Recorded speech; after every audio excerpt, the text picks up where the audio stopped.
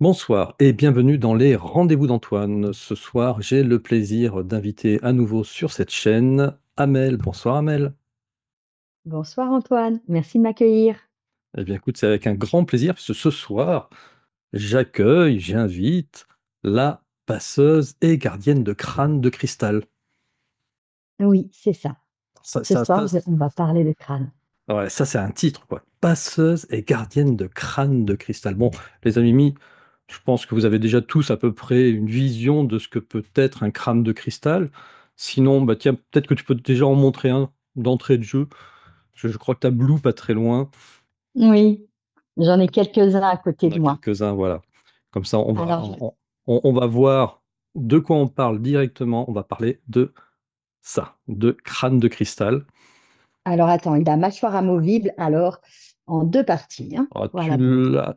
tu lui as démonté la mâchoire! T'as vu ça? Bonjour, ça c'est un crâne chantant. Crâne chantant. Bon, en tout cas, tu vas nous expliquer tout ça.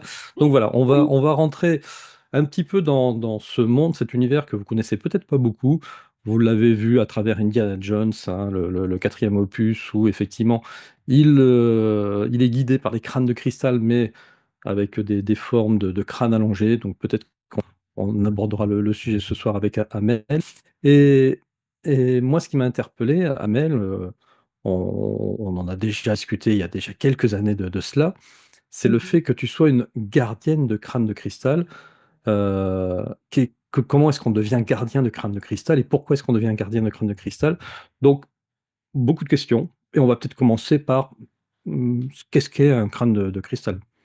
Bah écoute, pour te répondre, qu'est-ce que c'est qu'un gardien de crâne de cristal? C'est une personne qui va être appelée à rencontrer cette énergie particulière qui est le crâne de cristal. Elle va vivre ce qu'on appelle un appel intérieur, tout simplement. C'est pas une démarche intellectuelle, c'est pas une démarche de l'ego et de la personnalité en se disant je me lève un matin, tiens, qu'est-ce que je vais faire dans mon évolution spirituelle? Eh ben, je vais devenir gardien de crâne de cristal. C'est absolument pas comme ça que ça s'inscrit. C'est vraiment l'énergie crâne de cristal qui vient à toi. Et j'en suis la preuve vivante parce que personnellement, je l'ai expérimenté ainsi. D'accord. Du C'est-à-dire coup, toi, que, ta première rencontre avec un crâne, ça s'est passé quand et comment, en définitive? ah, en définitive, bah, écoute, ça remonte à quelques années, ça ne me rajeunit absolument pas. C'était à la première rencontre des crânes de cristal organisée par Patrice Marty en France à l'époque, dans la région de Nice, hein, à Villeneuve-Loubet. Et j'avais reçu un dépliant qui informait en fait de la rencontre de crânes de cristaux, crânes anciens et crânes nouveaux. Et puis je sais pas, en regardant le dépliant, tu vois, ça a vibré extrêmement fort dans mes cellules. Alors que moi, les crânes de cristaux, j'en avais une idée parce que j'en avais vu quelques-uns évidemment dans des festivals ou autres, mais j'avais pas accroché. Et pourtant, je travaille aussi avec le monde des minéraux en lithothérapie, mais comme j'avais pas eu l'appel, pas la résonance, bah, ça m'avait absolument pas frappé à ce moment-là. Et là, je me sens vraiment appelée à aller à ce festival, donc j'y vais et je m'inscris pour vivre des rencontres et je me retrouve en présence de certains des fameux crânes qui font partie de la légende des 13 crânes de cristaux, pour dire clairement la chose.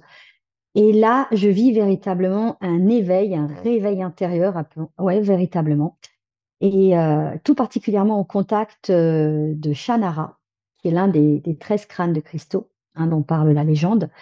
Et Shannara, il faut savoir que, par exemple, quand tu sais, tu allais pour rencontrer ce crâne, comme les autres, hein, on avait tous un temps défini, évidemment, c'était organisé ainsi, et je n'ai pas été capable de poser mes mains immédiatement dessus parce que autour du crâne, il y avait un champ magnétique tellement fort que j'entendais physiquement comme un bruit de réacteur d'avion. Tu imagines comment un objet, enfin, si on peut appeler ça ainsi, comme ça, peut avoir un champ si fort magnétiquement que mes mains étaient comme ça, tu vois, incapables de rentrer dans le champ magnétique.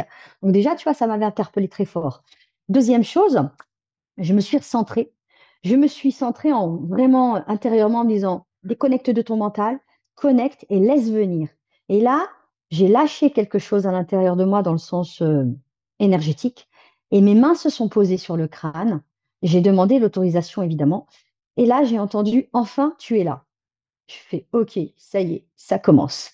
Et là, j'ai eu plein de ressentis qui sont venus et c'est comme ça que cette rencontre s'est faite.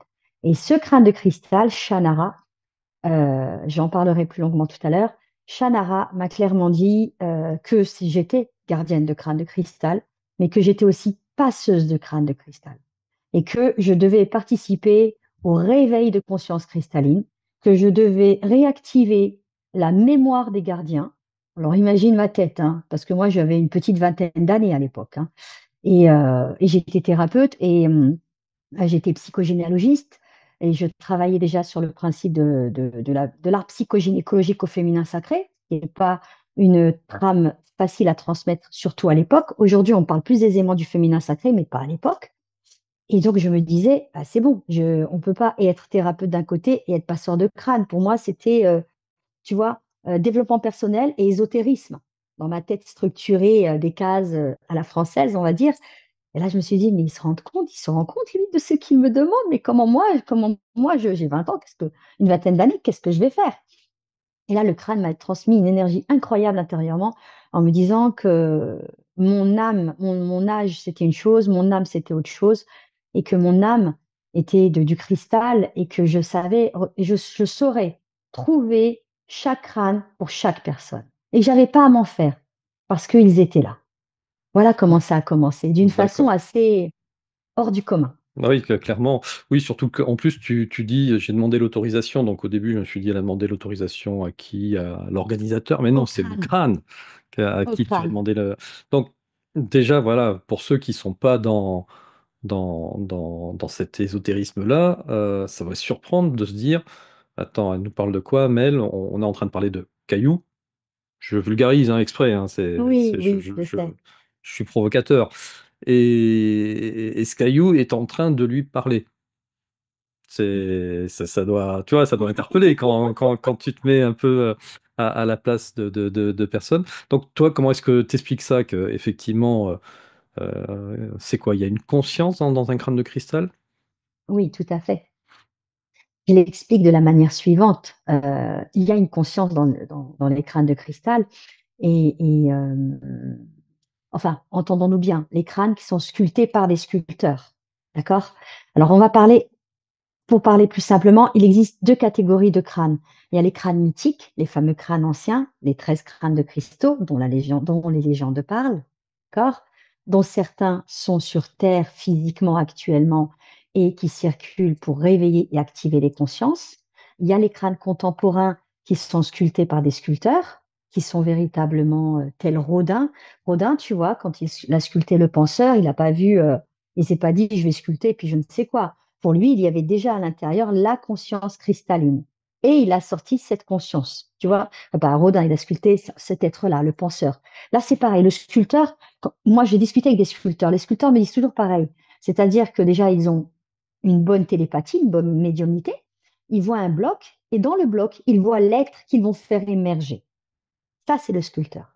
Je ne te parle pas de ce qui est fait en usinage avec des cristaux fondus en Chine, tout ça. Ça, c'est une autre stratosphère. Et donc le sculpteur, quand il a ce bloc de cristal, qui est une conscience vivante, hein, puisque le cristal est vivant, Tesla le disait également, hein, donc si tu veux, quand il a cette conscience à l'intérieur du cristal et du bloc, il sait quel être il va faire émerger. Donc déjà, c'est une chose à entendre et à comprendre. Premier postulat. Les crânes de cristaux sont véritablement des consciences cristallines. Donc ce Et sont des êtres avec qui on interagit. c'est le sculpteur qui met une partie de sa conscience, qui projette une partie de sa conscience, ou vraiment Mm. il crée, tel un démiurge, une nouvelle conscience? Il ne crée pas, il l'a fait émerger. Elle est déjà là, si tu préfères. Il l'a fait juste sortir. En gros, c'est comme un Kinder, tu vois. Lui, il enlève, il enlève, il enlève, il sculpte, il sculpte, il sculpte, il sculpte, et à l'intérieur, il y a la conscience. Ben Tu voilà, vois. faut prendre les bons exemples, Abel. Voilà, Un les bon Kinder, Kinder, on comprend tout à fait de suite. mais c'est véritable. C'est comme ça qu'ils me l'expliquent, en tout cas. Tu vois, quand ils prennent un bloc, ils me disent dedans, je sens qu'il y a un être qui demande à sortir. Par contre, ce qui est intéressant, c'est que ça dépend des sculpteurs. Tu en as certains qui vont te dire qu'ils voient directement l'être, ils en ont la vision. Tu en as, ils se laissent guider, c'est-à-dire, hop, je sculpte-moi comme ci, sculpte-moi comme ça. Donc ça dépend vraiment. Mais en attendant, ils sont guidés par une conscience qui est dans le Et cristal. mais en fait, c'est terrifiant, ça signifie qu'il y a des, allez, milliers, millions, qu'importe, le chiffre, de conscience qui sont emprisonnés, mais encore aujourd'hui, dans du cristal et qui attendent d'être trouvés pour pouvoir ensuite émerger. C'est ça que ça veut dire? Ouais, je pense sincèrement qu'elles sont pas emprisonnées. Elles sont là, mais elles n'apparaissent que lorsque c'est le moment juste pour elles aussi, tu vois? C'est comme pour tout. Je pense qu'il y a de ça. Après, tous les crânes de cristaux n'apparaissent pas de la même manière, clairement, tu vois? Vraiment. Tu as des consciences qui sont là, ça je le sais, le sculpteur me l'a déjà expliqué. Et par exemple, Blue, tiens, pour ne parler que de Blu-ray, celui que j'ai montré, hein, tu sais, à mâchoire amovible. Blue, par exemple, lui, j'en ai rêvé la veille du jour où je l'ai vu, hein, en physique, hein. J'étais enceinte de ma deuxième fille et j'en ai rêvé et je l'ai vu. Il me montrait une constellation d'étoiles qui se reliaient les unes aux autres et tu sais, comme un dessin. Et là, je voyais en fait en profil un crâne avec une mâchoire amovible. Mais à l'époque, les crânes en mâchoire amovible, à part celui qui est célèbre, voilà, il y en a pas, il y en avait pas à part celui de Michel Edge, on n'en voyait pas et donc moi je me suis dit: «Tiens, c'est bizarre, j'ai pas rêvé du crâne de Michel Edgel, j'ai pas rêvé du crâne de la destinée, c'est pas possible, il y a quelque chose» et la conscience que j'ai vue dans cette vision la nuit, m'a montré que le lendemain matin, j'allais le trouver, tu vois? Il m'a dit: «Demain, tu vas me trouver, il y a pas de problème, tu sauras où je suis, tu vas me trouver». Effectivement, le lendemain de matin, j'ai eu l'inspiration, je prends la voiture, on va à tel endroit et devine qui j'ai trouvé tranquillement avec une fausse fleur dans le bec, hein, dans la bouche, bah, Mister Blue qui m'a dit: «Bah, ça y est, tu m'as trouvé». Mais D'accord. bon alors du coup, oui, quand tu dis que tu le rencontres, c'était chez un marchand de crâne du coup, Mmh. c'est ça, tout simplement? Un marchand de crâne et de cristaux, tu D'accord. vois? Et moi, je le vois et je bloque parce que je me dis: «Mais attends, il est exactement, je te jure, chirurgicalement parlant, c'est lui, quoi». Et là, je me dis: «Mais c'est pas possible, c'est le crâne de Michel Edgel qui a la mâchoire amovible, il y en a pas 2». Et je me tourne vers la personne donc qui le vend, à ce moment-là, hein, clairement, et je lui dis: «Mais quelle est son histoire?» parce que moi, j'aime bien aussi connaître l'histoire, tu t'en doutes. Heu et là, il me regarde, il me dit: «Écoute, je vais te le dire simplement, de tout le lot, ben, je comprends pas ce qu'il fait là, parce que j'en ai commandé tant et j'ai eu tout ce que j'ai demandé, mais lui, il n'avait rien à voir avec ma commande, quoi». Donc en fait, il était littéralement apparu dans le lot, tu vois? Et là, je me suis dit: «Alors là, OK, ça rajoute encore plus de magie», on va dire ça comme ça, à l'histoire elle-même, tu vois? Et je sais que c'est pas quelqu'un qui me raconte des bêtises parce que je connais cette personne et là, il a pas été capable de me donner son histoire parce qu'il s'est tourné vers son sculpteur qui faisait tous les crânes et son sculpteur lui a dit: «Non, non, moi je n'ai absolument pas fait de crâne en 2 par enfin en amovible, quoi. Non, non, pas du tout, je sais pas d'où ça vient». Donc il a débarqué, je peux te dire, où, mais je peux pas te dire par qui et comment. Voilà. Résultat des courses, ben, c'était tellement évident, la connexion, elle était juste hallucinante, extrêmement extrêmement galactique entre lui et moi. Donc bah, je l'ai tout de suite pris, quoi, D'accord.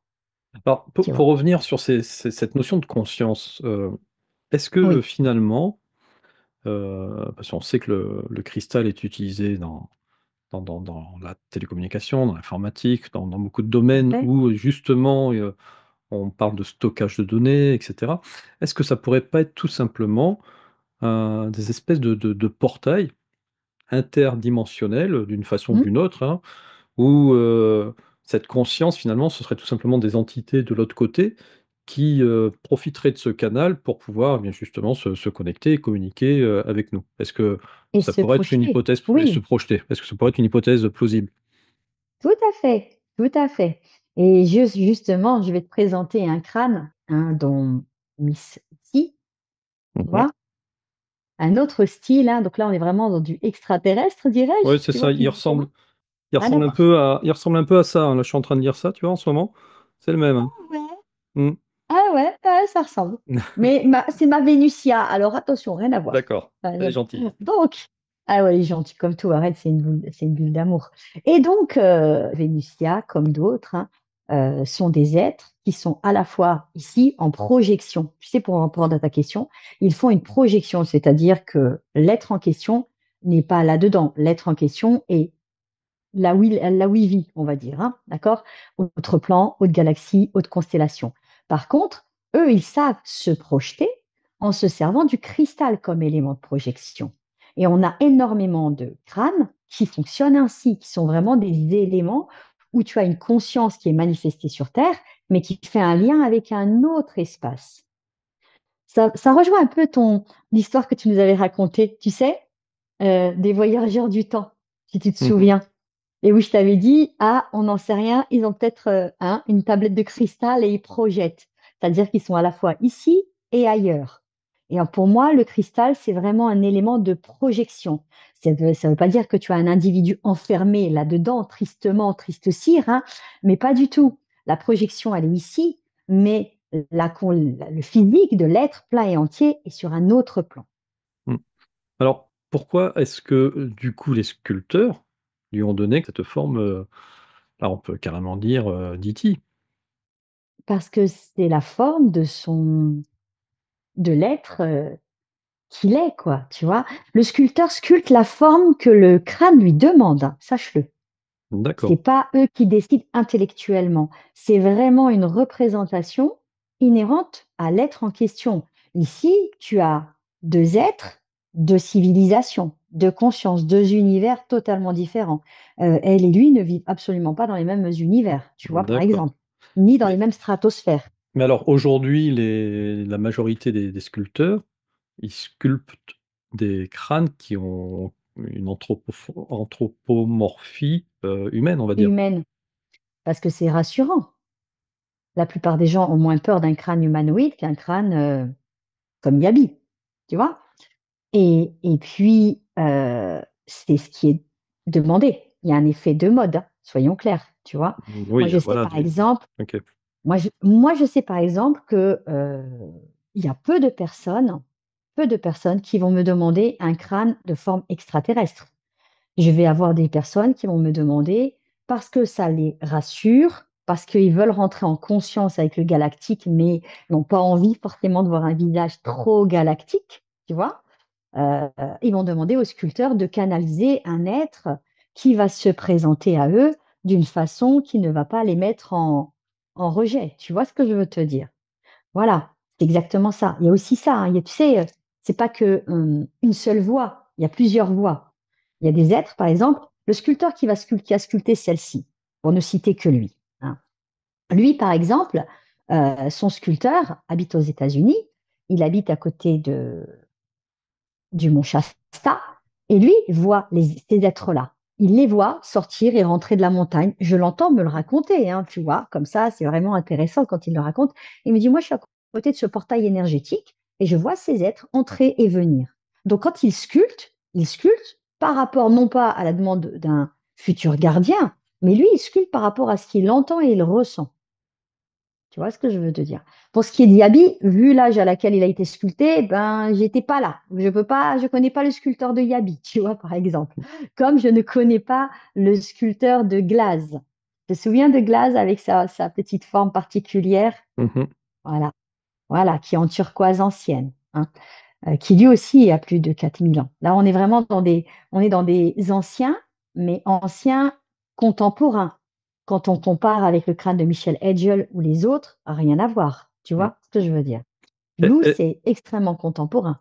ouais, est-ce que du coup tu peux nous remettre un petit peu dans cette histoire de ces fameux La 13 légende crânes est... ouais, de cristal? Vraiment pour ceux qui ne connaissent pas du tout, qui découvrent, voilà, est-ce que tu peux nous en faire un petit résumé? Un tout petit résumé. Bah alors, il y a différentes légendes, mais selon la légende, 13 crânes de cristal ont été apportés par les Atlantes, à l'époque des Atlantes, hein, et ces 13 crânes de cristal portent une conscience puissante.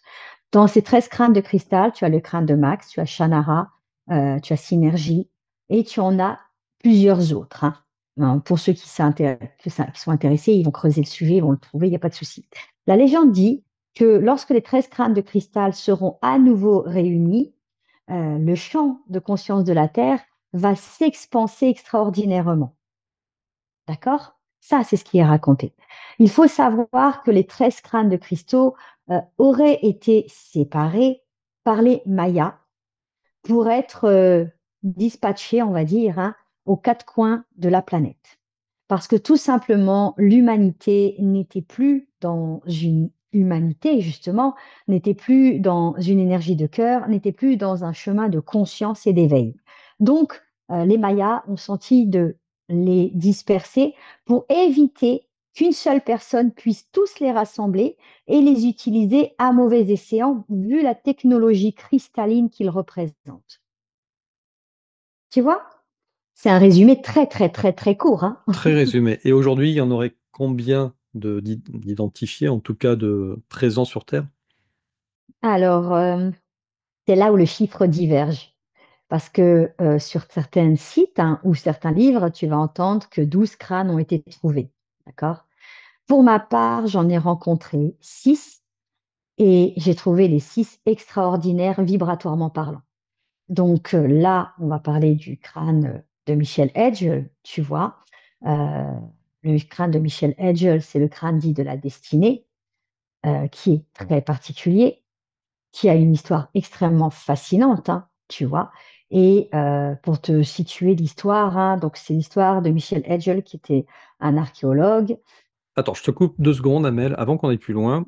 Je vais partager ton site qui s'appelle Crystal Skulls Shop, voilà, Mhm. où bon, on ira le parcourir un peu plus en détail tout à l'heure, mais on retrouve effectivement un certain nombre de crânes euh, qu'on va évoquer et on va aller dans la légende des crânes de cristal. Il est vraiment très beau, hein, ton site, hein. Je tiens à te le dire. Merci, merci. Il donne vraiment envie. Et là, on arrive sur la légende du crâne de la destinée. Mhm. Voilà. C'est Donc ça, c'est celui-ci? exactement. Crâne à mâchoire amovible. D'accord. Donc vas-y, continue à nous raconter cette histoire donc de ce crâne de la destinée. Eh bien, écoute, l'histoire raconte, tout commence par un explorateur britannique du nom de Michel Hedges. C'est un aventurier autodidacte qui a véritablement une vie un peu à la Indiana Jones, hein, tu vois. Et cet homme a une fille dont le prénom est Anna. Et un jour, il décide d'emmener Anna, pardon, en ses fouilles archéologiques, hein, ça se passe au Mexique, au Belize, pour être exact, en 1924. Et Mitchell Hedges, accompagné de sa fille, découvre un ancien site maya composé d'une succession de cours, temples et palais, fondés en l'an 700 selon les experts. Et Anna va découvrir un crâne de cristal, celui que tu vois en photo. À l'époque, Anna a 16 ans. Mhm, Elle voit un objet qui renvoie de la lumière. Elle se dit, bon, bah, peut-être que je suis, tu imagines un peu son énergie de jeune demoiselle, hein. Elle se dit qu'elle est dans une chambre au cœur de la pyramide. Et finalement, bah, là, ce qu'elle voit, c'est cette conscience, ce crâne de cristal. Alors au début, évidemment, elle ne comprend pas ce que c'est, mais son papa, il dit, bon, bah, il y a peut-être quelque chose à voir. Il cherche à comprendre. Alors selon la légende, on dit que le grand prêtre maya l'utilisait pour des rites ésotériques, hein, puisque c'est ce que les anciens ont raconté à Michel Hedges. Mais toujours est-il que Anna décide de repartir avec ce crâne, et la famille rentre en Angleterre avec en 1927. d'accord, donc Et c'est le puis début ce du XXe crâne, siècle. Mais alors c'est ouais, vrai qu'on se met 2 secondes dans la dans la tête. situation, dans la peau de cette jeune Anna. Ça doit être fabuleux, quoi. Tu te retrouves en plein Mhm. Belize, dans un temple maya, avec ton paternel qui se la joue Indiana Jones avec son fouet. Et là, C'est tu ça. vois un crâne, quoi. Inc- C'est... Exactement. Elle voit un point de lumière au départ, c'est ce qui Hmm. l'interpelle, et elle veut voir, voilà, elle cherche, tu vois. Et là, elle se dirige tout droit vers ce point de lumière, et ce point de lumière, ben, c'est un crâne de cristal qui est en deux parties et qui est extraordinairement bien conservé, hein, somme toute, hein. Hmm, hmm. Et puis Anna ben, elle va le garder, elle va rien en faire tant que son père est vivant, parce que de toute façon, elle était jeune, hein, évidemment. Et Anna, bah, devenue adulte, qu'est-ce qu'elle se dit? Bah, elle se dit qu'elle va le vendre. Première chose, elle se dit: «Je vais en tirer un peu d'argent». Donc elle décide de le vendre. Et puis pour, le faire chiffrer, elle se dit: «Bon, bah, je vais le mettre auprès de laboratoires», à l'époque, et là on arrive gentiment dans les années, Dans les années 40, je suppose. 1900, non, 1964, Ah, des d'accord. années 60, Ah tu oui, vois? donc c'est bien, 1960. bien. C'est bien après. c'est bien après, ouais, d'accord. Oui, oui, oui, oui, oui. Donc pendant tout ce temps-là, il était resté avec eux, chez eux, sans rien faire, sans être connu du grand public, hein, pour D'accord. information. Mais elle n'avait pas de communication avec Non. ce crâne-là, quoi. S'il était inerte ou Non. inactivé, on va dire, On endormi. va dire que, on va dire qu'il ne s'est pas révélé à elle. On va plutôt dire ça, tu vois. Il D'accord. était endormi. Non, non, non, je pense pas. Je pense qu'il faisait ce qu'il avait à faire, mais il devait dire que bon, pour l'instant, il avait peut-être pas grand-chose à faire. Je ne sais pas. Je ne lui ai pas posé la question de pourquoi il n'a pas causé à Anna avant, je te l'avoue. Et donc, Anna, ben, elle a décidé de le présenter au laboratoire de la compagnie d'ordinateurs Maxwell Packard, qui sont spécialisés dans le quartz et le cristal de roche, figure-toi, Mhm. pour faire une datation, pour en savoir plus sur lui, parce qu'évidemment, pour le vendre et obtenir un prix intéressant, je pense aussi qu'il y avait une démarche, tu vois, d'estimation juste. Mais figure-toi que c'est là où l'histoire vraiment prend toute son essor, c'est que malgré les moyens puissants et hyper sophistiqués de l'époque, les savants ont avoué être incapables de fabriquer une pièce similaire et n'ont pas été capables de dire autre chose à Anna que votre crâne de cristal est une anomalie. D'accord? Une anomalie, pourquoi? Parce que Anna leur a expliqué qu'il venait d'un temple maya. Et là, les experts lui ont répondu que ça ne pouvait pas être possible puisque les Mayas, selon eux, ne disposaient pas d'une technologie moderne pour réaliser un tel ouvrage. Il faut savoir que l'ami en question, crâne du destin, est fait d'un seul bloc. La partie il est amovible, hein, donc mâchoire et bas. Il est fait d'un seul bloc. Il est fait en une seule fois, on va dire. Tu vois, c'est pas un travail qui a été repris, façonné, où il y a la trace de la main humaine. Et surtout, surtout, surtout, il a été sculpté à contre-courant. C'est-à-dire que quand tu sculptes un crâne, pour ne pas casser un cristal, il faut le sculpter dans un certain sens. Et apparemment, ce crâne aurait été sculpté dans le sens contraire, ce qui était à l'époque impossible à faire. On parle dans les années 1900. Alors imagine à l'époque Maya. Voilà. Donc la question était, à quoi avons-nous affaire? Tu as un spécialiste de l'histoire de l'art qui s'appelle le docteur Diestelberger, d'accord, qui a dit que si l'on exclut l'intervention de forces surnaturelles, les Mayas ont donc dû fabriquer leur crâne de cristal par polissage manuel pendant 300 ans continus. Bah oui, ils avaient que D'accord? ça à faire, hein. Voilà, voilà. Mm. Et puis continue, hein, ça veut dire que c'est peut-être le même gars qui est resté bloqué sur le crâne, tu vois. Un travail, je cite, un travail inimaginable qui aurait duré des siècles. Il est difficile d'imaginer comment un tel ouvrage aurait pu être mené à bien, soyons-en conscients. Tu vois? Mm. Voilà la citation d'un spécialiste de l'histoire de l'art. Alors tu vois comme ça interpelle. Ce que tu es Et en train de là, dire là, c'est qu'aujourd'hui, nos fameux sculpteurs modernes arrivent pas à obtenir la qualité, la finesse de travail qu'il y a eu sur ce crâne-là. exactement. Ils sont incapables de le faire aujourd'hui encore de la même façon. Ils ne sont pas capables de le faire en une fois. Ils ne sont pas capables de le faire dans le sens contraire de travail, de coupe et de taille et de polissage, appelle ça comme tu veux, d'un crâne. Un crâne ou un cristal, quel qu'il soit, est sculpté dans un certain sens pour éviter que la matière ne se brise. D'accord. Or là, il a été fait à contre-courant. Et les crânes usinés, du coup, je suppose peut-être avec des moyens, des lasers, ils arrivent à ce niveau de qualité ou même pas? Non, il n'arrive pas à ce niveau de qualité. C'est pour ça qu'il est exceptionnel. Même les crânes usinés n'arrivent pas à ce niveau de qualité, ils ne savent pas.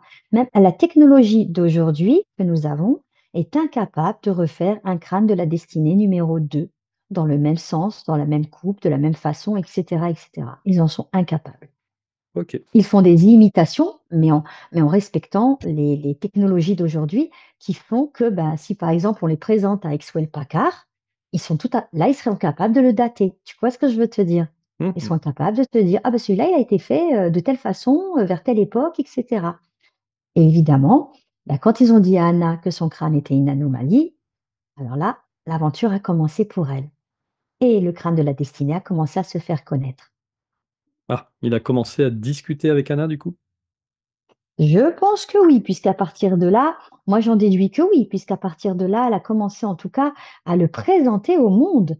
Et en le présentant au monde, elle a eu des médiums qui sont venus. euh, et qui ont commencé à lui parler, à lui transmettre des messages, et je pense à faire les liens entre elle et lui. Parce que Anna, au départ, ne parlait pas avec le crâne de cristal. Mais quand les Mhm. médiums américains sont intervenus et les médiums anglophones, etc., dans sa vie, là, elle a commencé à faire le lien avec lui. Parce que je pense qu'elle était prête à entendre des choses qu'à l'époque, elle ne pouvait pas entendre, tu vois. D'accord. Et toi, tu l'as rencontré, Intéressant. ce crâne? Oui, je l'ai rencontré. Je l'ai rencontré et très sincèrement, Alors, tu l'as rencontré, très sincèrement, non. Tu l'as rencontré où, comment? On veut des détails. ah, on veut les détails. Ben, comme je te l'ai raconté en début de l'émission, je l'ai rencontré au premier festival des rencontres de crâne de cristal de Ah, Patrice c'est Marty. celui-là que tu as rencontré. Pas que, parce que à ce festival, Patrice Marty avait, avait eu, je dirais, l'extraordinaire génie, chance, miracle, appelle ça comme tu veux, je ne sais pas, parce que moi je trouve ça extraordinaire. Il avait permis à tous les crânes de cristaux, ou quasiment tous les crânes de cristaux qui étaient connus comme étant les crânes mythiques, à savoir Max, Shannara, Synergie, le crâne de la destinée, hein, euh, il y en avait d'autres également qui étaient présents. Et puis, il y avait des crânes contemporains, il y avait des crânes qui venaient des quatre coins du monde. C'était extraordinaire comme rencontre. Je ne sais pas si tu imagines. On aurait dit le D'accord. symposium de la conscience des crânes de cristaux, tu vois. D'accord, ah oui, non, j'ai pas conscience que ce festival, on va dire, était si important, parce qu'effectivement, tous les réunir au même endroit, ça ne devait pas Ah, être c'est courant, quoi. rare. Ça s'est peut-être pas reproduit depuis. Non. Et aujourd'hui, Bah, il est où ce crâne de la destinée? eh ben, ce crâne de la destinée a été, bah, il est aux États-Unis, il a été repris et il continue son œuvre, hein, il continue son œuvre. Donc, Il est toujours ils sont. dans la famille Mitchell Edge ou il Non, est non, il est, chez un il autre a, gardien? il est, oui, oui, il est passé. Il, il y en a beaucoup qui ont changé de gardien. Tu sais, Max, pareillement, Max maintenant est passé entre les mains d'un autre couple de, enfin pas un couple, un père et sa fille, pardon. Excusez-moi, quand j'y couple, c'est pas au sens amoureux, hein, mais c'est un duo, Mhm. tu vois. Voilà. Tu as beaucoup de crânes anciens, hein, on va dire comme ça, qui ont changé de gardien, oui, pour reprendre le terme, hein, qui ont changé de gardien parce que tout simplement, leurs gardiens, ayant avancé dans un certain âge, bah, tout ça, les ont transmis, tu vois, euh, par la force des choses. Donc, pour ce qui est de Michel Edgel, on peut toujours le suivre hein, sur Internet. Hein. Tu peux regarder sur Facebook, il a une page dédiée. Donc, on peut suivre où est-ce qu'il se rend, où est-ce qu'on peut le rencontrer, etc. Ça, c'est tout à fait possible. Et pareil pour Max, pour ne citer que ces deux-là. Et pareil pour Shannara. Donc, quand il passe de gardien en gardien, il y a toujours l'information qui circule, tu vois. Voilà, D'accord. ça, c'est la particularité du crâne de la destinée.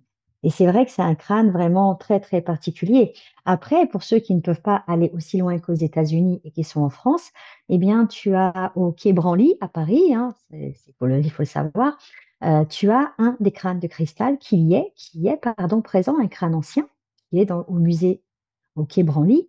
Donc ça, c'est pour ceux qui sont en France. J'en parle d'ailleurs sur le site en question.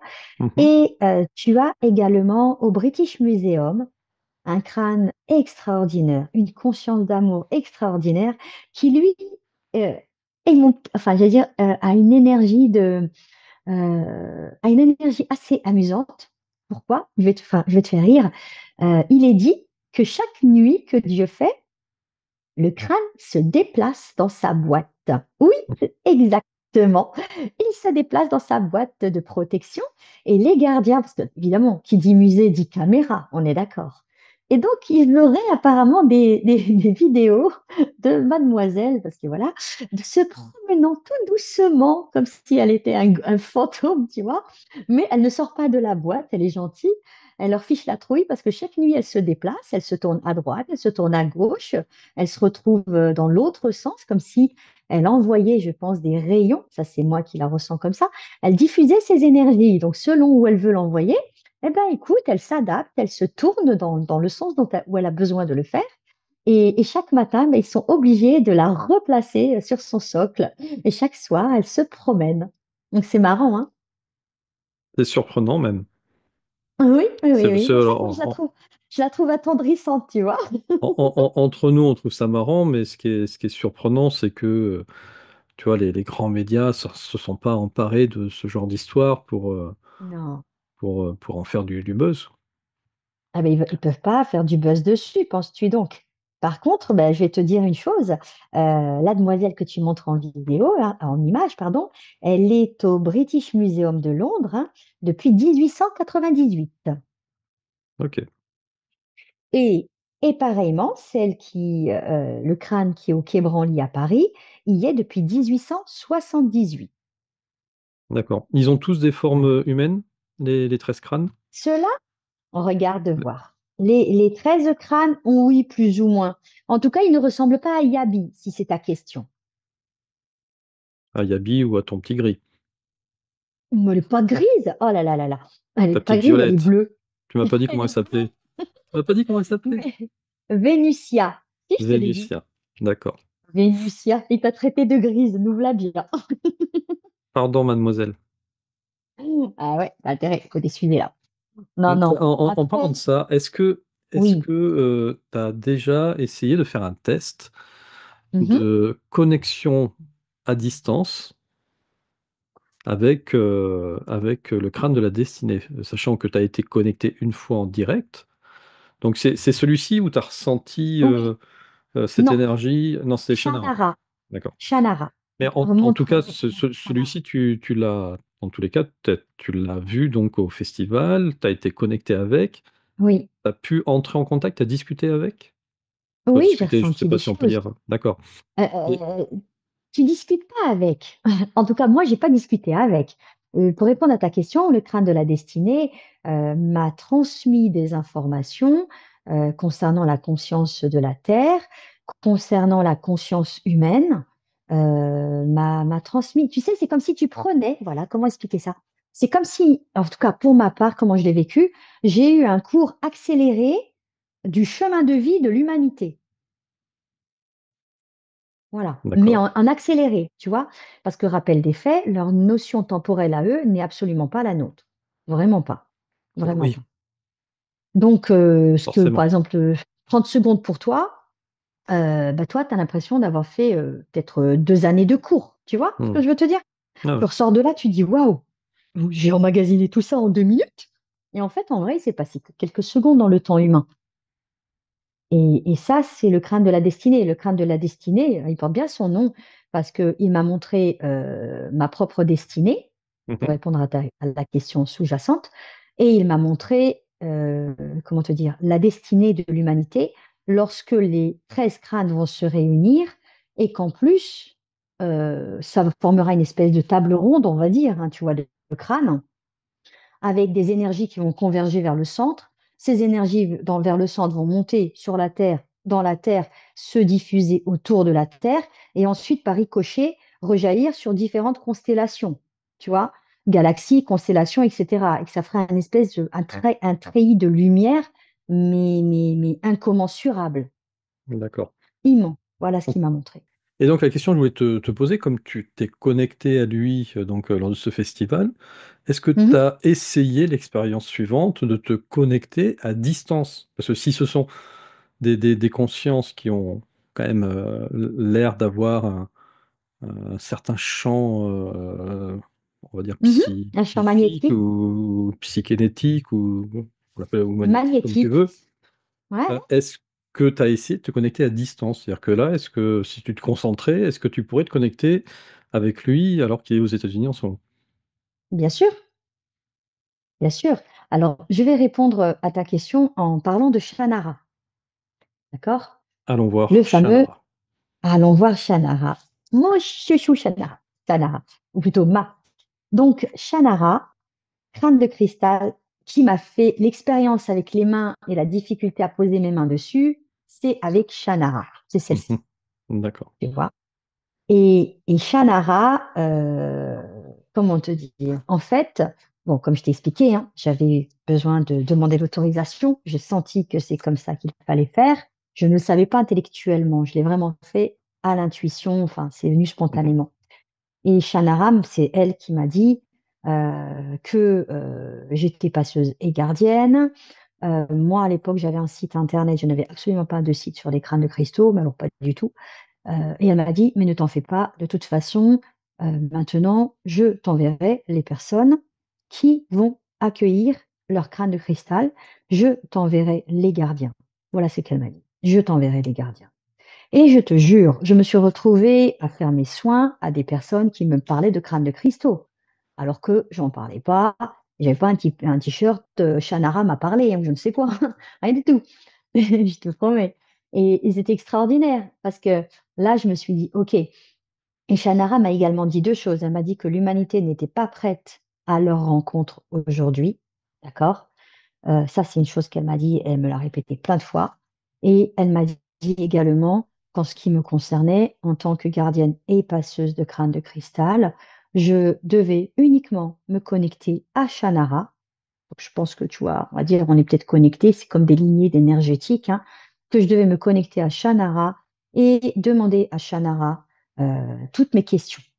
Voilà. Donc, le crâne de la destinée, par exemple, il m'a transmis plein d'informations, mais c'était comme un, tu sais, un vieux sage enseignant qui transmet et dans la Mmh. sagesse, oui.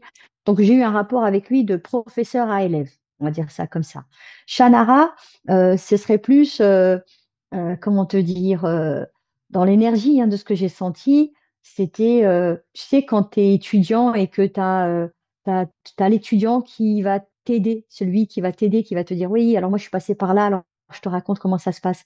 Mon rapport était beaucoup moins distancié Mmh. émotionnellement qu'avec le crâne de la destinée. C'est que Shannara, j'ai eu une connexion avec Shannara très forte et très particulière au point que Shannara m'a clairement dit et verbalisé que je pouvais me connecter à elle à chaque fois que j'en ressentais l'appel intérieur, que j'aurais une réponse à mes questions, donc sache-le, et que par exemple, quand je faisais des méditations moi-même avec mes propres crânes de cristaux, j'aurai des réponses par son biais, tu vois?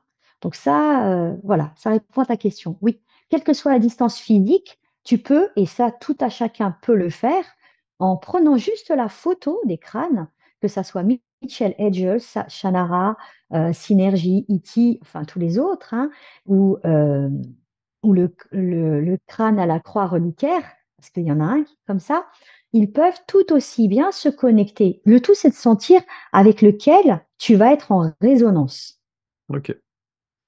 Et moi, Et perso, c'est Shannara. et toi, c'est Shannara, d'accord. Et alors et juste pour, Ouais. revenir 2 secondes sur le crâne de la destinée, et parce que donc tu nous as expliqué que si les 13 crânes étaient réunis, heu, bon, ça allait faire une espèce de transmutation Mhm. de l'humanité, mais est-ce qu'il t'a expliqué le contraire? C'est-à-dire, qu'est-ce qui se passerait si malheureusement les 13 crânes ne se réunissaient pas? Et qu'est-ce qui se passerait dans quelle temporalité? C'est-à-dire que, tu vois, est-ce qu'il prévoit que les 13 crânes seraient réunis dans 100 ans, 1000 ans, 10 000 ans? Ou s'ils ne se réunissent pas dans 200 ans, c'est la cata, et le monde meurt, quoi. Je sais pas, Non, tu vois? Est-ce qu'il t'a montré des choses comme ça? non, il m'a pas montré un plan apocalyptique, hein. Il m'a montré une chose très claire, c'est que les crânes vont se réunir au fur et à mesure au fur et à mesure du champ de conscience d'éveil de l'humanité. Tu vois? Sinon, ça aurait été hyper angoissant, t'imagines? Non, non, non, non. Le verbe et le propos du crâne de la destinée, c'est de dire que à la réunification des 13 crânes de cristal, les plus grands savoirs de l'humanité seront dévoilés et toutes les sagesses également. Mmh mh. Voilà le discours et la vibration qu'il a émise. Tu Ouais. comprends? Donc moi, bien sûr, j'ai demandé, est-ce que bientôt les crânes vont se réunir?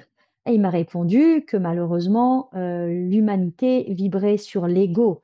Donc, pour le pourquoi du comment de la présence des crânes aujourd'hui, en tout cas pas de tous, mais d'une bonne partie, c'est pour permettre à la conscience de s'éveiller, aux gardiens de se rappeler et à l'humanité de se souvenir. D'accord. Une autre question là qui me vient à l'esprit, mais je me Mhm. dis, c'est quand même une prophétie qui est potentiellement compliquée à mettre en place parce que malgré tout, les crânes de cristal, quoi, je suppose, c'est quelque chose de fragile en soi. Tu te prends le pied dans le tapis, tu lâches ton crâne sur un beau sol marbré, il explose en mille morceaux, qu'est-ce qui se passe? Ah là, c'est sûr que c'est compliqué. Bon, en même temps, ça arrive pas tous les jours de casser un crâne de cristal, hein, Non, d'accord? je Heureusement suppose, d'ailleurs. mais tu vois, s'il faut absolument qu'il y ait ces 13 crânes historiques mythiques qui soient réunis, il y a de fortes chances statistiquement qu'à un moment donné, il y en a un, il subisse un accident, hein. Mais oui, mais attends, entre subir un accident et subir une implosion, on en est loin quand même, tu vois, ou une explosion. Regarde depuis combien de siècles ils ont traversé le temps, ils sont toujours là. Regarde le crâne de la destinée, il a traversé l'époque Maya, il a arrivé jusqu'à aujourd'hui. Hein, on est d'accord, il va bien. Il en est de Donc, non, même mais pour c'est les gens. c'est peut-être intéressant. Donc, ça signifie qu'ils ont peut-être un Ils sont système protégés. de Hein, ils ont un protection système de protection. J'en suis magnétique qui sûre. fait que, Qu'ils évitent les gardiens maladroits. c'est ça. Il n'y en a aucun qui serait confié à Gaston Lagaffe. Non, impossible. Je n'y crois absolument pas. Quand tu vois qu'ils ont réussi à traverser le temps, à arriver entre les mains, ils sont partis, par exemple, Max était au Guatemala, Hmm. hein, pour se retrouver ensuite aux États-Unis. Quand même, c'est pas rien, Maxou. Alors Max, c'est celui pour lequel je t'ai envoyé des photos extraordinaires de lui, hein, euh, quand il était avec sa gardienne Joan Parks. Ouais, donc voilà, t'as vu, regarde ce champ de rayonnement, magnifique, Max. Et donc ça, c'est Maxou, hein. Et tu vois, Max, il a été quand même trouvé au Guatemala, et son histoire est aussi très intéressante. Lui, je l'ai rencontré aussi. Et lui, j'ai vu dans l'énergie de Max, j'ai vu une énergie d'un grand guérisseur. Tu vois? Alors, le crâne de la destinée, c'est un enseignant, on va dire Mhm. ça comme ça, si on veut mettre des catégories. Shannara, c'est enseignant et en même temps, c'est, tu sais, quand on fait réveille-toi, tu vois, hop, Mhm. c'est voilà. Et Max, c'est vraiment le crâne guérisseur par excellence. Mais il guérit pour Et, de vrai? Il y a- eh bien, écoute, justement, je vais te raconter comment Max est arrivé entre les mains de Johan Parks. D'accord? Ok. Max a été découvert au Guatemala. Il avait été confié à une tribu maya.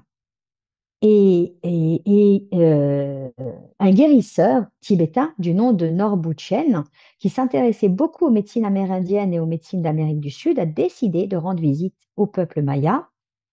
Donc il a vécu avec eux, il a développé une belle relation, et les Mayas, à un moment donné, se sont rendus compte que ce guérisseur Norbuchen était aujourd'hui le gardien de Max et que donc il devait le lui transmettre. Ce guérisseur tibétain a décidé de vivre aux États-Unis et il se retrouve avec ce crâne de cristal transmis par le peuple maya du Guatemala.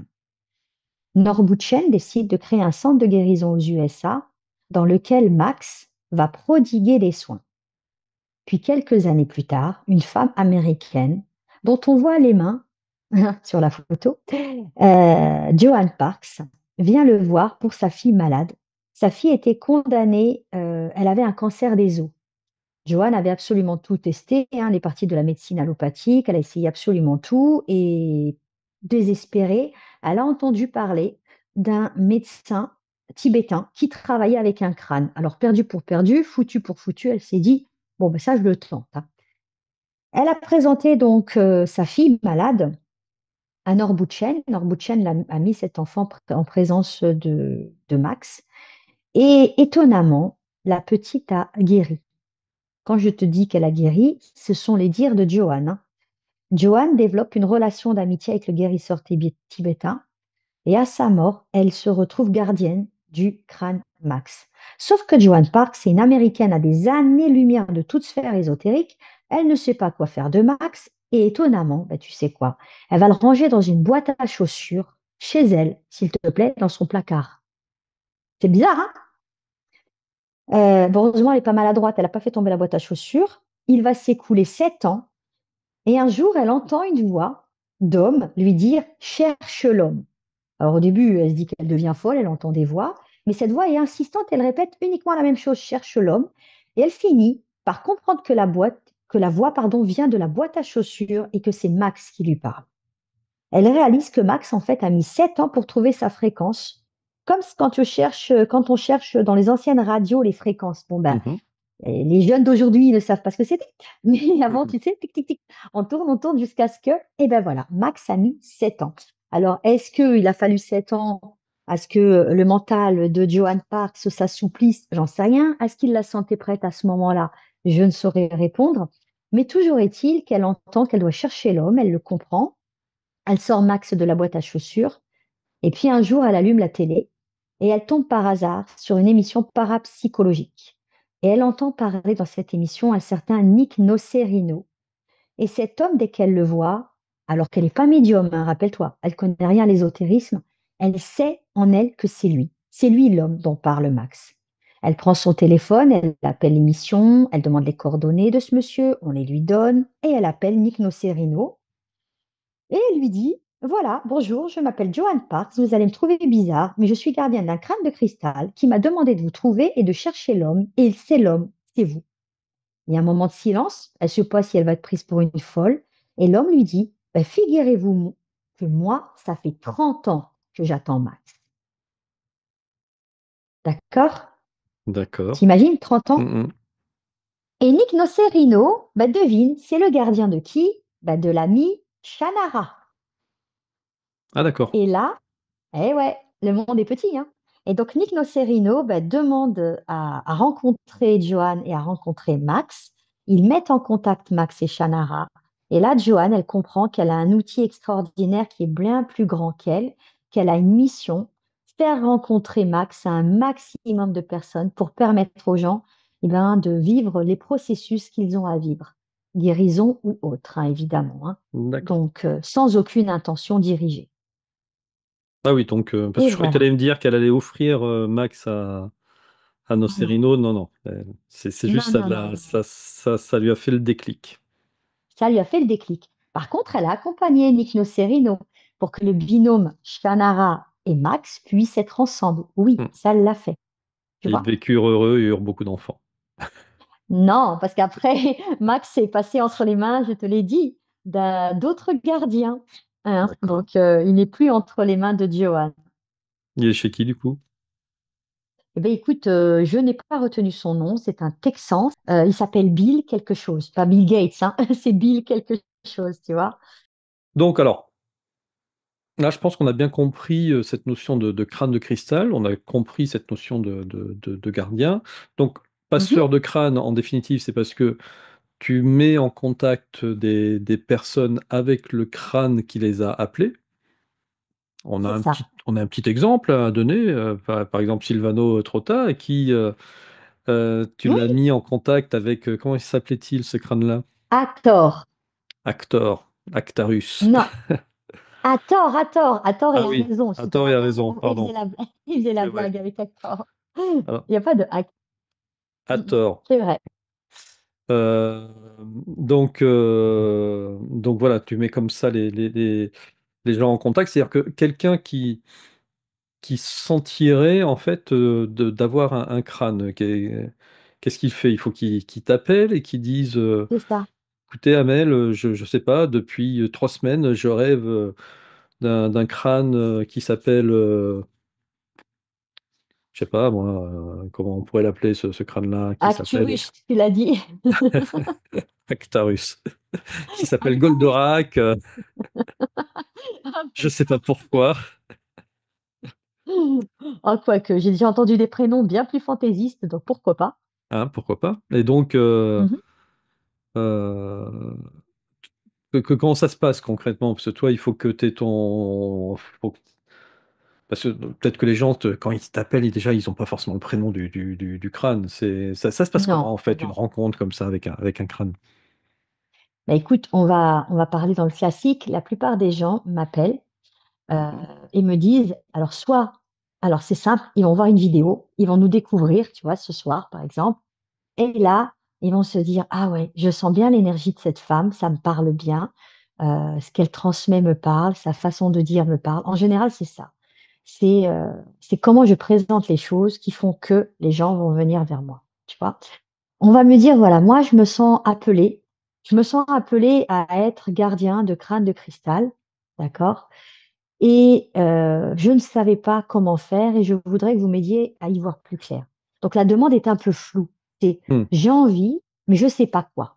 Je ne sais pas si ça va être un crâne allongé, si ça va être un crâne avec un dragon, si ça va être un crâne, enfin tu vois, il y a plusieurs formes, hein, et ça, c'est un échantillon de crânes que j'ai pu transmettre à un moment ou à un autre, qui mettent en lumière le travail des différents sculpteurs, on va dire, tu vois, en d'accord, sachant que certains sculpteurs ne sont même pas en représentation parce que tout simplement, à chaque fois, la commande a été, enfin, le crâne a été fait sur commande et le gardien n'a pas souhaité que le crâne soit mis en visibilité, ce que je respecte aussi. Donc à partir de là, je ne le mets pas en visibilité. d'accord. Tout ça, ce sont des crânes qui sont passés chez toi? Mhm.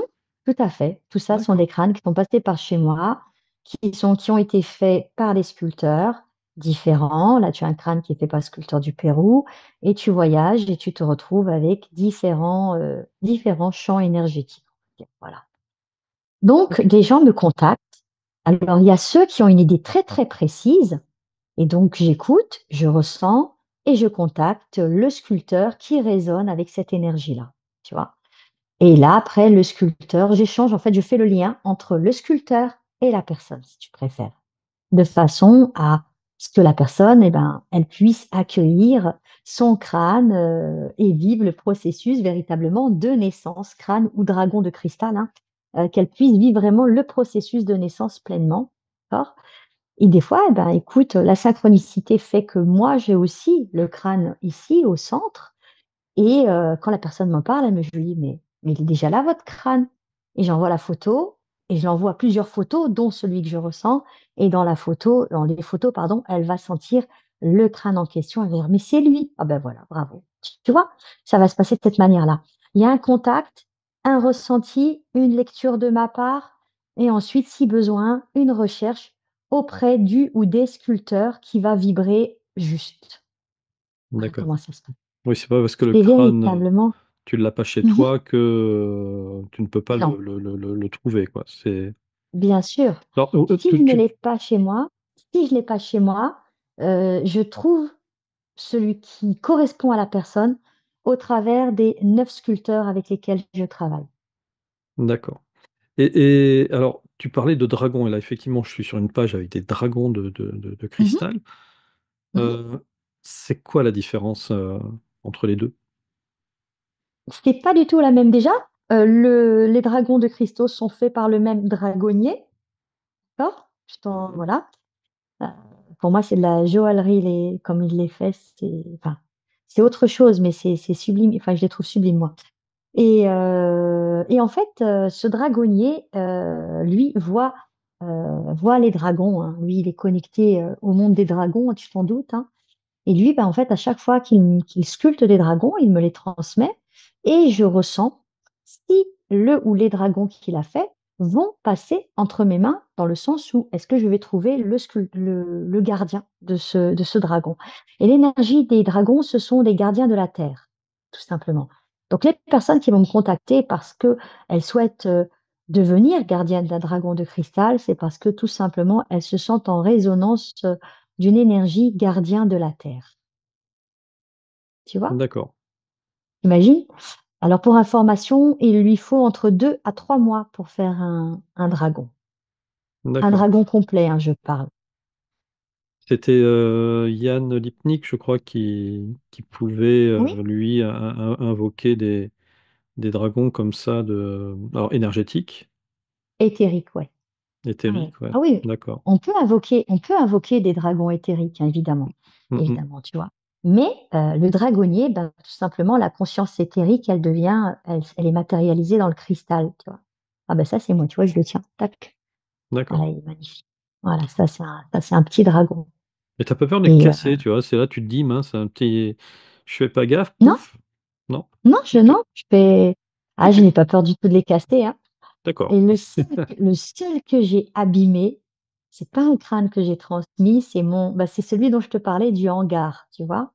Le crâne du avec l'histoire du hangar où j'avais été téléguidée, Il y Alors a un vas-y, ministère avant. raconte-nous tout, et puis en plus, on va le montrer comme ça en vidéo pendant ce temps-là. Comment s'appelle-t-il, ce crâne-là? Ah, c'est Silam. C'est Silam et il est en obsidienne et il porte différentes obsidiennes. C'est-à-dire que, tu vois, tu as de l'obsidienne dorée, l'obsidienne noire, l'obsidienne céleste, etc. Et Silam a différentes obsidiennes. Il a même 6 obsidiennes sur lui, en fait, selon le jeu de lumière, hein. Alors, Silam, j'ai eu une histoire très particulière avec lui, hein. Donc, nous étions un certain nombre de personnes dans une voiture. Dans cette voiture, il y avait aussi avec nous Kathleen Murray, hein, la femme dont on avait fait une petite évocation au préalable. Et donc, on arrive chez un de mes amis, hein, qui a un lieu où il vend beaucoup, beaucoup, beaucoup de cristaux. Il a un très, très grand magasin et à côté de ce magasin attenant, il y a un hangar. Et à l'époque, eh ben, il neigeait, hein. On se gare sur le parking et moi, je me sens littéralement appelée, happée, tu vois, véritablement aimantée, il n'y a pas d'autre mot, vers le hangar. Kathleen et les autres me regardent et une personne du groupe dit, mais non, c'est pas du tout là que ça se passe, il faut aller vers le magasin. Et moi, je réponds, non, non, non, moi, je reste accrochée à la porte du hangar, moi, c'est là que je vais. Donc, j'ouvre la porte du hangar et dans le noir total, alors, il faut savoir que c'était un hangar un peu, des fois, un peu, tu sais, farfouille, quoi. Il y a des cristaux partout, dans des étals, des étagères, par terre, à même le sol. Et moi, j'enjambe tout ce qu'il y a à enjamber dans le noir le plus total, j'insiste. Et je me retrouve troisième allée, etc. Hop, les mains posées comme ça. Et je réalise, en fait. Je réalise que je n'ai rien cassé. Tu parlais de casser tout à l'heure. Je n'ai rien cassé, je n'ai rien abîmé, je n'ai pas des yeux de chat. Tu n'as pas fait Et je ton suis éléphant arrivée. dans une boutique de Non, porcelaine? Ah, c'est rien, rien, rien. rien. Écoute, une petite libellule, tu vois, au contraire, Mhm. toute légère, tu sais. Et là, je me retrouve les mains sur quelque chose qui a une tête, je sens que c'est humanoïde, hein, je le sens bien, tu vois. Mais je n'ose même pas toucher, de peur de faire un effet domino, faire tomber je ne sais quoi. Et je leur dis à tous, écoutez, allumez la lumière, j'ai trouvé ce qui m'appelait, je peux plus bouger. Alors ils rigolent, bien sûr, ils me disent: «Ah!» Donc ils allument la lumière et là, c'est la sidération parce qu'en fait, tu as vraiment des cristaux partout, tu vois? D'autant plus que l'ami en question était en train de réagencer entre le magasin et le hangar, donc autant te dire que c'était le big déménagement, tu vois? Et il me connaît, il sait comment je suis, il me dit: «Ah toi, ça m'étonne absolument pas de toi. Ça m'étonne pas de toi que voilà, que je fasse un truc pareil, d'avancer dans le noir, de trouver, de placer ma main et de rester là». Et donc je me retrouve avec les mains sur un crâne, humanoïde, qui fait un peu plus de 7 kilos, tu vois? Et Ah, il fait et 7 je me kilos quand même. Ah oui. oui. Donc la situation, elle est très simple. Je me retrouve avec ce crâne alors que autour c'est le bazar total, tu vois? Il y a des cristaux partout et je sais que ce crâne m'a appelé littéralement. Il m'a appelé depuis le parking alors que de base, j'étais pas du tout venue chercher un crâne de cristal, j'étais venue pour une géode. Je précise, hein. Donc j'étais sur, parce que quelqu'un m'avait commandé une géode, donc je venais pour regarder les géodes et voir la résonance de est-ce que je trouve la géode pour la personne? Autant Mhm. te dire que j'étais pas du tout venue pour ma recherche personnelle, tu vois? Mhm. Et là, il y a Kathleen Murray. Alors Kathleen Murray, pour la resituer, c'était, parce qu'elle n'est plus de ce monde depuis un certain nombre d'années, mais c'était la directrice de l'Académie de guérison par le cristal et la guérison naturelle. Elle venait, de comment on dit? Kathleen, c'est la spécialiste, hein, c'est un peu émouvant parce que je la connaissais, tu vois? Elle venait de Scotland, de terre des Scotland, là, comme elle dit. Et en fait, Kathleen, c'était une femme qui canalisait les crânes de cristaux. Elle les entendait, elle les ressentait. Elle était gardienne de crânes exceptionnels. Elle était gardienne de squelettes de jade, hein, pour information, qui représentait le petit peuple. Tu parlais de l'hypnique tout à l'heure. Donc, c'est une petite allusion au petit peuple par rapport à ça. Elle en avait deux êtres, comme des fées, si tu préfères, hein, mais tout en squelette de jade. Donc, c'était assez intéressant. Et cette femme, elle avait un objectif, c'était d'ouvrir, hein, la conscience cristalline à tous, pour que tout le monde s'éveille à ça. Elle avait même créé une association hein, une organisation à but non lucratif pour, permettre aux gens de rencontrer les crânes de cristaux et que les crânes de cristaux puissent aider les personnes atteintes de cancer en phase terminale, un peu, ou de cancer, un peu comme dans l'idée de Max, si tu te souviens, Max, Johan Parks et sa fille. Donc Mmh ça, mh. c'était Kathleen. Et Kathleen était dans cette voiture et elle s'est retrouvée dans ce hangar avec moi, par voie de fait. Et moi, bah, quand j'ai senti que ce crâne m'appelait, mes mains étaient dessus, j'étais incapable de le lâcher, incapable. Mes mains étaient figées, tu vois, comme ça. Et pour te dire, l'ami qui nous recevait, il me dit, bon, Amel, il faut sortir du hangar parce que c'est pas là la visite. Et moi, je réponds, moi, je veux bien, mais le crâne, il me lâche pas. Alors, j'ai pas le choix. J'espère que tu l'as pas réservé à quelqu'un, sinon ça va être une catastrophe pour moi. Il me dit: «Non, pas du tout, il est pas en vente pour l'instant, il est là, mais il est pas en vente». Donc je lui ai dit: «Bah, écoute, je sais pas combien il coûte, mais moi je te le prends». Et je me dis: «Je vais faire un pari fou intérieurement». J'avais des sous avec moi et je me dis: «Si le crâne, il est OK pour moi, les sous que j'ai pris, ça va être la somme». Ben, au centime près, c'était la somme, tu vois? Ça Ouais, veut c'est dire surprenant, oui. que Mmh. tout était surprenant. Mmh. Depuis l'appel sur le parking, le hangar, le téléguidage tel la petite fée, la rencontre et Kathleen qui était télépathe, tu vois? J'arrive même pas à le dire au passé, qui était télépathe, elle me dit: «Moi, je te le prends le crâne, je le prends». Et moi, je lui dis: «Non, non, tu le prends pas, il est en résonance avec moi, je peux pas te le vendre». Mmh. Elle me dit: «OK, j'augmente le prix, je t'en paye plus, je te» et moi, j'ai dit: «Non». Et pendant tout le trajet jusqu'à ce qu'on rentre à la maison, elle n'a eu de cesse de vouloir me demander de le prendre et je lui ai dit: «Non, pas possible, je suis sa gardienne». Il me l'a dit: Je peux pas te le transmettre». Mmh. Et Kathleen, voilà, c'est quelqu'un qui avait une telle connaissance des crânes anciens qu'elle vibrait très fort. Alors que c'est pas un crâne ancien, Silam, mais elle vibrait très, très fort avec et elle m'a dit: «Moi, le jour où tu ne veux plus être gardienne, heu, sache que je le récupère». Et je lui ai dit: «OK, mais je pense pas que je vais le quitter. Vu la connexion qu'on a eue lui et moi, c'est impossible». D'accord. Donc voilà, mon Ouais, histoire c'est une belle histoire. voilà, Heu avec Silam. est-ce que tu aurais donc parmi les crânes dont tu es la gardienne, un crâne avec, donc lequel, aujourd'hui, là, en ce moment, tu es en pleine connexion et qui serait capable de voir et d'entrer en communication avec un objet que je vais prendre dans mes mains? Franchement, tu abuses. Je sais. Oh oh là là là là là là là. J'ai jamais fait un truc pareil, tu sais? Mmh On mh. m'a jamais demandé de faire une captation sur quelque chose qu'on a dans les mains. Alors, c'est un objet qui est en rapport avec notre émission, hein, forcément, mais qui Oui, n'est pas un crâne de cristal, mais quoique. Voilà. c'est la pierre que tu as trouvée sur le chemin. Ah oui, toi, tu t'en souviens de ça. Bah oui, Mais forcément. j'ai senti sa présence depuis le début de l'émission, en C'est vrai? fait. Oui, oui, tu as la pierre que tu as trouvée quand tu te promenais à côté de toi. Mmh. Parce que l'idée, c'était de voir si, un de tes crânes pouvait rentrer en communication avec ça. Ah, je l'ai senti, hein. Tu l'as senti, Ouais, ouais, je l'ai ressenti, elle est à côté, c'est tout. c'est ça. C'est une présence, on va dire, c'est une présence que tu as dans ce que j'appellerais la conscience minérale, tu vois? C'est-à-dire naturelle, quoi, hein. Je parle Mmh mh. vraiment au sens de Oui, mais l'être c'est végétaux, hein. Tu vois ce ex que je veux te dire? Mmh? exactement. Mmh mh. Voilà. Donc pour moi, on est dans cette stratosphère-là. Oui, c'est une conscience vivante que tu as dans du minéral, en fait. Mmh. Et ça vibre, il y a pas d'autre mot. Et pendant l'émission, toute l'émission, j'ai senti cette présence près de toi, donc c'est tout. Elle est trop forte. Alors je vais vous expliquer les amis, hein, parce que forcément, donc j'avais pas du tout prévenu, Amel avant. Mais bon, c'est Mmh. vrai que, on en avait parlé il y a 5-6 ans, hein, de ça. 2017. 2017, on est en 2024, il y a 7 ans. Oh la vache! Ouais. Ouais, c'est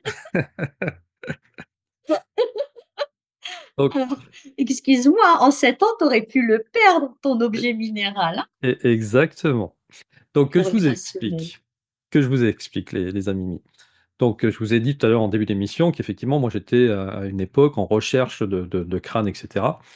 Bon, et puis après, c'est quand même un petit budget. On en parlera d'ailleurs pour finir, hein, des budgets pour que les gens puissent, se projeter en termes de fourchette, ce qui est possible et ce qui est pas possible.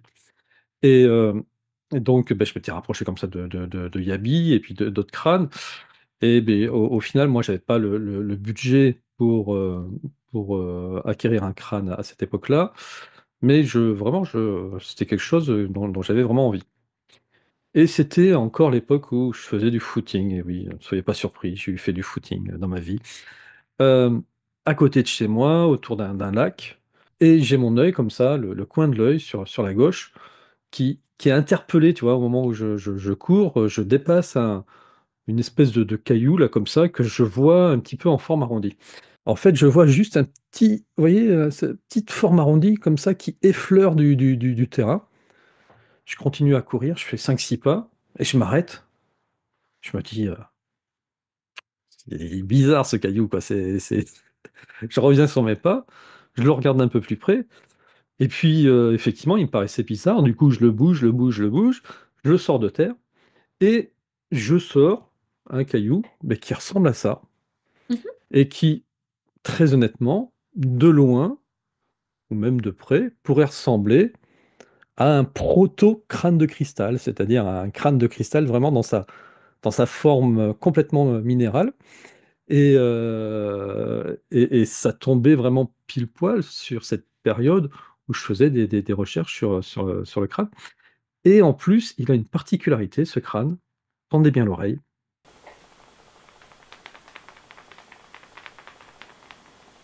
il est creux et il y a quelque chose à l'intérieur. Incroyable. Oui, Et là déjà alors si on reste, juste terre à terre, la probabilité de trouver un caillou qui ressemble à un crâne, au moment où on fait des recherches, bon d'accord, mais le fait de trouver un caillou qui est creux avec un truc au milieu, sur cette période, sur cette thématique, quoi, c'est il y a quelque chose, voilà. Et une là, synchronicité. et toi, voilà, toi tu sens qu'il est à côté de moi au moment où on en parle, quoi, c'est ça qui est drôle. Et tu m'as demandé, en faisant le test, de sentir ce qu'il y avait à côté de toi. Et dans ma tête, c'était, ben, ça va de soi. C'est sa conscience minérale qui est à côté de lui. Mais ça, je l'ai senti depuis le début de l'émission, en fait, cette présence près de Ouais. toi. Donc, Et voilà. tu pas un de tes crânes qui pourrait me trouver son nom? Il y a personne là qui pourrait m'aiguiller sur comment il s'appelle? Écoute, je te promets que cette nuit, je me penche sur le sujet et je te D'accord, le dis demain. Ça OK, te va? ça marche. Sinon moi je vais l'appeler, Rahan fils de Krao. Pas du tout. Non. Là, là, tu vois, tu es comme dans la saison, là, tu te glaces. Carrément. Non, on est OK. loin de Raon. Allez donc pour finir, Amel, du Oui, coup des personnes qui pourraient être intéressées par, l'acquisition d'un crâne, pas en déco, hein, parce que l'objectif c'est pas tu vends pas des non. crânes de déco, hein. Si vous voulez des crânes de déco, vous allez sur internet, sur, AliExpress et puis vous allez en trouver plein, hein. Donc là, Mmh c'est mh. vraiment l'objectif, c'est un crâne dont être le gardien. C'est comme avoir un animal de compagnie. Après, il y a une responsabilité, hein. Vous pouvez pas l'abandonner, vous Oh, les analogies, elles sont oh là là, pouvez pas l'abandonner au pied d'un arbre en partant en vacances. Vous en êtes le gardien. On est je te d'accord? déconseille, hein, parce que là, les gens, ils verraient oh mon Dieu. Non, évite de les comparer à des animaux de compagnie. Ah, alors oui, il y a la notion plus sérieusement de responsabilité, ça c'est vrai, de déontologie et de respect. C'est-à-dire qu'un crâne, on ne l'acquiert pas pour les mauvaises raisons, ni l'ego, ni la quête de pouvoir, parce que je te promets qu'il y en a des fois qui me font des demandes assez fantasmagoriques de ce côté-là. On n'acquiert pas un crâne, on a dit, hein, pas par ego, pas par jeu de pouvoir, et on n'acquiert pas un crâne parce que c'est un effet de mode. On n'acquiert pas non plus un crâne en allant sur des sites internet tels que les Made in Chine et compagnie, hein, parce que c'est comme tout dans la vie. C'est pas parce que c'est pas cher que ça a de la valeur. C'est faux. C'est simple. Si un cristal est vraiment à un prix dérisoirement bas, c'est qu'il y a un problème dans la qualité minéralogique. C'est pas possible. Il faut pas rêver. On n'achète pas une villa à Saint-Tropez avec le prix d'un studio au fin fond de la campagne perdue. C'est pas possible. C'est la même chose. On peut pas avoir une conscience cristalline qui est sculptée par un sculpteur, tu vois. Comme je dis, Rodin. Rodin, c'est le bon exemple. Hein. C'est vraiment ça. Il a le bloc, du bloc. Par exemple, pour faire un crâne de 5 kilos, il va travailler un bloc de 30 ou 35 kilos. Pour te donner le ratio, 5, 35, ça n'a rien à voir. Donc, il y a des bouts de cristaux qui se perdent, on va dire ça comme ça. On ne peut pas attendre ça dépend ce que tu veux. Si tu veux un crâne, pour avoir un crâne, pour être à la mode New Age et tout ce que tu veux, on va dire ça comme ça, pour être ésotérique, ah ben, les sites chinois sont très bien, les Alibaba, les Etsy, tout ce que tu veux sont magnifiques, foncez, allez-y, il n'y a pas de problème. Maintenant, si tu veux un crâne avec une conscience vraie, avec la démarche d'un sculpteur qu'il y a derrière, évidemment, il y a le prix qui va aussi. Ça ne veut pas dire qu'il faut un budget de folie. On peut très bien accueillir un crâne de 500 grammes, comme on peut très bien accueillir un crâne de 200 grammes, comme on peut accueillir un crâne de 10 kilos. Tu vois, tout est une question de justesse. Moi, j'ai déjà refusé une personne qui voulait, par exemple, acheter un crâne, mais qui voulait faire un crédit à la banque pour ça. J'estime que non, c'est pas juste non plus. On va pas manger des pâtes uniquement pour avoir un crâne de cristal. Il faut être en justesse. La réalité, c'est quel est votre budget et à partir de là, eh ben, soit tu mets en place une facilité de paiement, évidemment, mais avec réalité. C'est-à-dire que tu pars pas sur l'achat d'un gros crâne parce que tu penses gros crâne égale grosse conscience. Non, regarde, Mhm. celle-ci, elle tient dans ma main, tu vois. Mhm. Blu-ray, il faut les deux mains. Tu as vu tout à l'heure comment j'ai tenu, c'est pas pareil. Et pourtant, les deux êtres ont de la conscience. On ne juge pas la conscience d'un crâne par rapport à la taille. C'est ça que je veux dire aussi. D'accord. Voilà. Et en fourchette de prix, du coup, ça va de combien, je suppose, à des. Tu parlais tout à l'heure de 6 millions d'euros, mais Ah, mais c'était les Américains, ça, attention, c'est hein, j'ai parlé de américain. 6 millions. J'ai parlé de 6 millions d'euros. Là, quand tu vas sur les sites américains, certains crânes, c'est des prix dignes des collections de voitures, hein, fondamentalement. Hein. Je ne sais pas comment ils font, mais ils ont des prix qui sont incommensurables, qui n'ont rien à voir avec notre réalité ici, en Europe en tout cas. On va dire qu'un tout petit crâne en quartz rose va être à 20 euros, par exemple, hein, tu vois. Et évidemment, par exemple, hein, mais les crânes comme ça va être selon la taille que c'est, le minéral que c'est, etc. On va être entre 700 et 1002. D'accord. OK? Voilà. Comme ça donne un ordre d'idée. Mhm. Après, un crâne comme Blu-ray, je ne le vends pas, donc la question ne se pose pas. Mais après, les crânes, on va dire, vont varier vraiment en question du poids et de la taille. Un crâne de 10 kilos va forcément être assez coûteux, tu vois? On va Bien parler en entendu. termes de milliers d'euros. Mais alors, justement, dans les tout petits crânes à 20 euros, il y a quand même une Ah, conscience? bien sûr, bien sûr. Moi, D'accord. j'en ai un personnellement, il est tout petit comme ça, tu vois, en termes de Mhm. taille humaine, hein, ok, minuscule, et je l'adore. Et il a une vraie présence. Encore une fois, n'oublie pas, c'est une conscience qui est projetée. Bien sûr. Donc, tout dépend après de ce que l'on veut faire. Exemple, Silam, c'est un crâne qui est nettoyant, qui nettoie, d'accord? C'est un nettoyeur, un activateur de lieu et c'est un nettoyeur. Évidemment, il vaut mieux, selon ce que tu fais, encore une fois, la valeur minéralogique a aussi son intérêt et son importance. Par exemple, un crâne comme Silan, qui est une obsidienne, en obsidienne, donc c'est un crâne de protection. Donc un crâne de protection, je déconseille d'avoir un tout petit, selon ce que l'on veut faire. Si c'est pour te protéger des mauvaises ondes au travail, un tout petit, ça suffit amplement, par exemple. Par exemple, si tu veux aller dans les châteaux en Écosse, un tout petit, ça suffira pas franchement. On voit l'analogie, effectivement. D'accord. Mhm. Ok, bah écoute, c'est assez clair en tout cas dans tes explications et puis dans tout cet historique que que tu nous as raconté en début de session. Donc, si on rappelle le nom de ton site, crystalskullshop.com, tout attaché. Oui, tout Voilà. attaché. Si vous ne trouvez pas, vous mettez Amel en plus et là, vous allez forcément trouver. Et sinon, vous cliquez sur le lien sous cette vidéo pour pouvoir retrouver le site. Vous pouvez rentrer en contact avec Amel dans la zone contact du site et elle vous expliquera tout ça, voilà, en détail. Mhm. Vous pouvez retrouver Amel aussi sur la chaîne, sur Miasme TV. hein, pour des lettres de l'âme qui reviennent, voilà. Et puis on a aussi tout l'historique. Si vous mettez Amel sur Miasme TV, vous allez trouver plein d'émissions. Mhm.